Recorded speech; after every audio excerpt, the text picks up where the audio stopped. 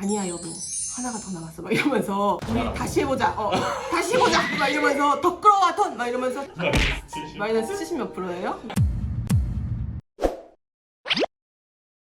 안녕하세요. 이혼 전문 박은주 변호사입니다. 요즘에 다시 가상화폐가 유행이 되고 있지 않습니까, 여러분? 여러분은 가상화폐 투자를 해보신 적이 있나요? 한장 해야 될 것 같아요.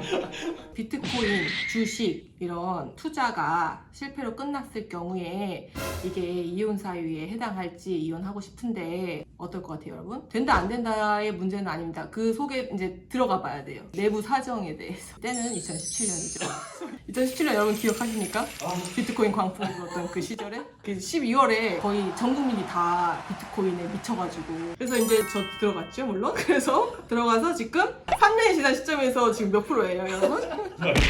마이너스 70 몇 프로예요? 저는 이제 그때 이후로 계좌를 열고 있지 않아요. 마이너스 70 몇 프로면은 우리 신랑이 봤을 때 이제 내가 재판상 이혼 사유에 해당돼서 유책 배우자가 되느냐, 이혼이 될 수 있냐 이런 문제로 이제 귀결될 수 있겠죠. 나는 이혼도 당해야 되냐, 여러분? 가상화폐는 참 성격이 주식과 그 다음에 도박의 중간선상에 있다고 생각되지 않으세요? 주식은 그래도 나름 공부하고 뭐 이것저것 스터디 할 수 있는데 가상화폐는 유동성이 너무 크고 투기적인 성향이 되게 강하죠. 주식보다는. 그렇다고 이걸 또 도박이라고 하기엔 좀 더 그래요. 도박은 명백하게 이혼 사유가 되는 게 맞겠죠. 이런 상담이 왔었어요. 아내가 주식을 해서 한 1, 2억 정도를 날렸다는 거예요. 그래서 나 이혼하고 싶다는 거예요. 그래서 내가 여쭤봤죠. 주식 투자를 할 때 부인이 단독으로 독단적으로 했습니까? 아니면 두 분이 합의 상의를 해서 했습니까? 라고 먼저 여쭤봤어요. 그랬더니 우물쭈물 하다가 안 하라고 한 거는 아니고 잘 해보라고 해서 뭐 했는데 이렇게 됐다. 거봐요. 내가 거기 끊었잖아. 거봐요. 처음에 최초에 투자를 할 때는 두 사람이 합의를 해서 시작을 해서 만약에 그 1, 2억이라는 돈이 3, 4억이라는 돈이 됐으면은 부인을 막 얼싸안고 막 난리가 났겠죠. 근데 이제 와서 결과적으로 그 원금을 손해를 보니까 마치 그게 아내의 탓으로 돌려서 그거를 이혼 사유로 삼는다는 거는 그거는 말이 안 맞겠죠.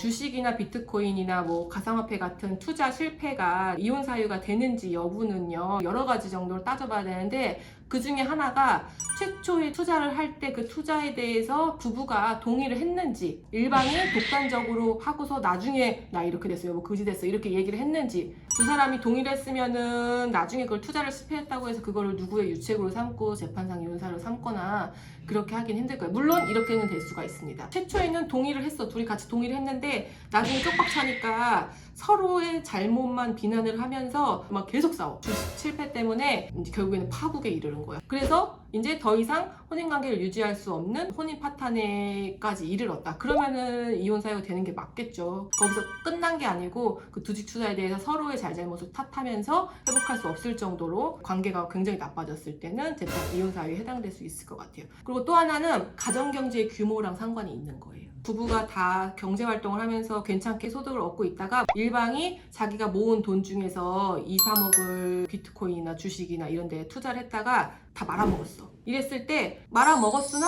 괜찮아. 집안이 아직 조금 휘청이지 않아. 계속 경제활동을 해서 그거를 극복할 수가 있고 메꿀 수가 있어. 그랬을 경우에는 이거를 이혼 사유로 보기엔 좀 힘들겠죠. 근데 부부 일방이 상대방하고 상의 없이 2억짜리 집이 있었는데 1억을 담보대출을 받아서 거기에 비트코인을 집어넣거나 주식을 집어넣어서 쪽박을 찬 거야. 그러면 집안 재산의 반 이상을 날려먹은 거잖아요. 그랬을 경우에는 다르게 봐야 되겠죠. 우리 가정 경제 규모에 비해서 너무 큰 빚을 진다거나 상대방한테 뭐 신용대출을 받는다거나 사채를 끌어쓴다거나 이랬을 때는 할 수가 있다 그런 거잖아요. 그래서 가정 경제의 규모를 따질 때는 뭐 이런 거 보겠죠. 두 사람의 연봉, 잔고는 뭐가 남아있는지, 부동산은 어느 정도로 소유하고 있는지, 실제 생활비는 어떻게 됐는지, 또 하나 그런 거 있어. 이렇게 다 말아먹었어 이미. 근데 아니야 여보 하나가 더 남았어 막 이러면서 우리 다시 해보자 다시 해보자 막 이러면서 더 끌어와 돈 막 이러면서 이렇게 했단 말이야.